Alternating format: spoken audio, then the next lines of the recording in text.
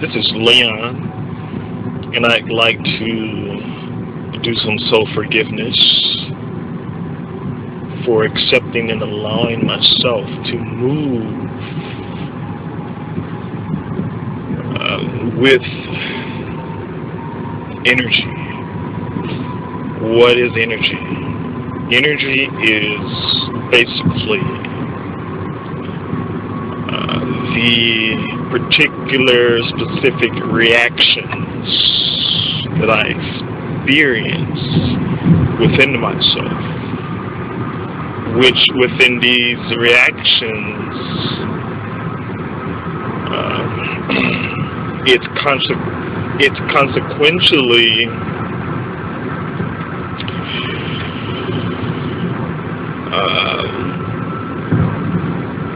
directs my physical body to move in particular specific ways. Thus, it is not really me within a particular specific reaction or energy that is moving me, but it is in fact a reaction as an emotion or a feeling that is in fact moving and directing my world and reality. And so within that,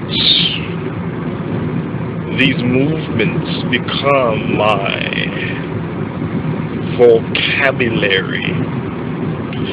In other words, my knowledge and information, my awareness of what and how it means to move my physical body. So thus, it is in fact a point of manipulation, as manipulating myself to conform to energy, the mind, reactions, experience, all which are synonymous to each other. Therefore, I would like to do some self-forgiveness for accepting and allowing myself to be conformed to energy of and as the mind. I forgive myself that I have accepted and allowed myself to participate in the design of and as the fear of survival through and as movement. Let me break that down for you. Basically, I forgive myself means I am releasing myself from the acceptance and allowance of conforming to the mind. What is the mind? It is an object, loosely termed, very loosely termed, rather a system, that's a better word, a more compatible word.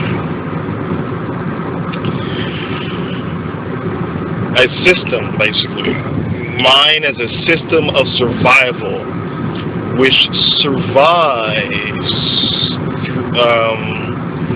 through and as the particular reactions that are manifested within and as self, which is the expression of the mind. I don't know if you've ever heard of the terminology, the reactive mind. The will, the emotions, and something else.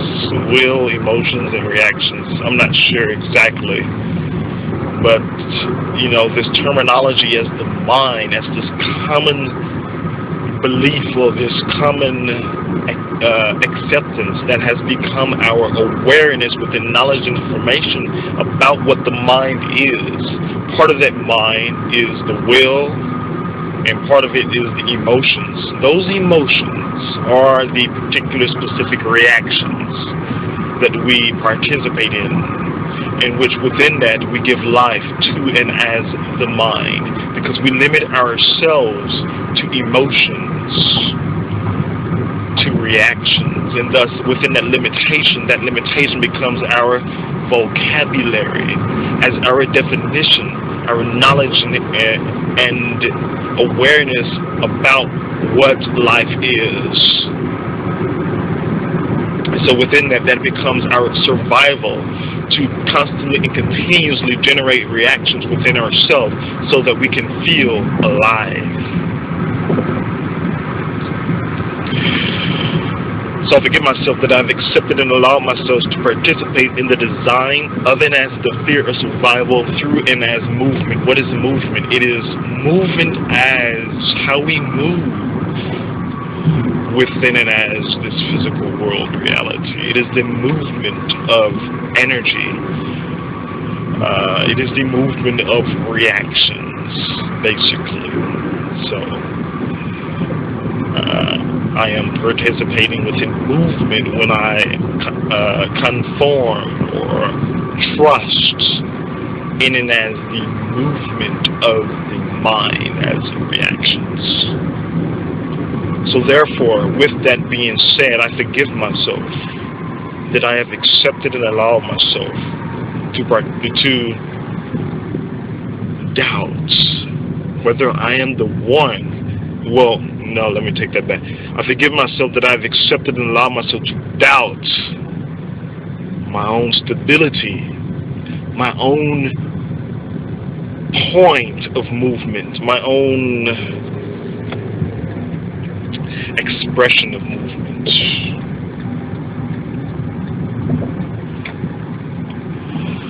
Based on not ever really moving myself. So thus with me not ever moving myself, I doubt my own ability, my capacity to move myself as the authority. Because I have given that authority to the mind as reactions, as emotions.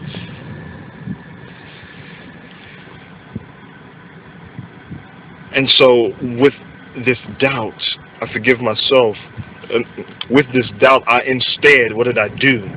I forgive myself that I've accepted and allowed myself to project movement within something that I perceive separate from me, that I have to participate in, that I have to energize, that I have to exercise, that I have to expand, which is the reactions. So with that being said, I forgive myself that I've accepted and allowed myself to blame my own self, a self-blame, that I am not able to move myself, express myself as the authority, as movement, self-movement. And so within that, I create doubt, and I create fear. Actually, the fear is the foundation, but the doubt and the blame mirrors that fear. So within this, I forgive myself that I've accepted and allowed myself to make the excuse that I have to survive within and as placing trust within the movement of the mind, the movement of a system. Why would I trust the system? Why would I trust something that is ordered or created in such a way that it moves within its own boundaries, within its own principles of how it was constructed? You know, if the mind was in fact who we really are, why this entire world has not changed? Because it's systematic. The mind only knows how to flourish within the programming that it has been programmed to exist as. And thus we repeat the same cycles over and over again because it has become our vocabulary of and as the mind. And so we use words and we spite each other. We destroy each other through fear of our own words. What do I mean by words? The words as the seeds of our life and living, our decisions that are made within self-interest, self-dishonesty, self-sabotage, self-distrust. And so with this being said, I forgive myself that I've accepted and allowed myself to justify me not taking self-responsibility for myself. And so with me not taking self-responsibility for myself, what did I do? I give that responsibility to something or someone else. So my commitment is to bring that responsibility back to myself. Instead of creating fear and doubt and blame, I give that responsibility to myself. What it is within myself that I am doubting, I have a look at it. What is the opposite or the projection that I'm utilizing to balance that doubt out? In this case, it is, well, let me go back to doubt. Doubting my ability to move myself. Therefore, I place trust within it as the movement of the mind. Thus, that becomes my awareness, that becomes my principle, that becomes my movement. And so with this to commit myself to see how I move within it as the mind. How and why I move myself within it as the mind. To understand the vocabulary of how I perverted those words into words of self-sabotage. And to, with these words, redefine the words into what is best for all, where each man is able to duplicate your redefined word, wherein within that duplication there is an expansion, there is an enhancement, there is a development that is optimal for that individual on all levels, you know, or many levels, as long as there is no degradation or degradation, you know. And so basically it is to in fact redefine ourselves, because our vocabulary is in fact perverted by the system of and as the mind. Our vocabulary has become systematic. That is why we keep seeing the same things over and over again within and as this world and reality. Never changing, never growing, never developing, but we just simply manage it and make it look better through technology, you know, through beautiful words that are spoken within and as wisdom, through motivation, you know, as motivating ourselves, you know, to become a better person within a corrupted system.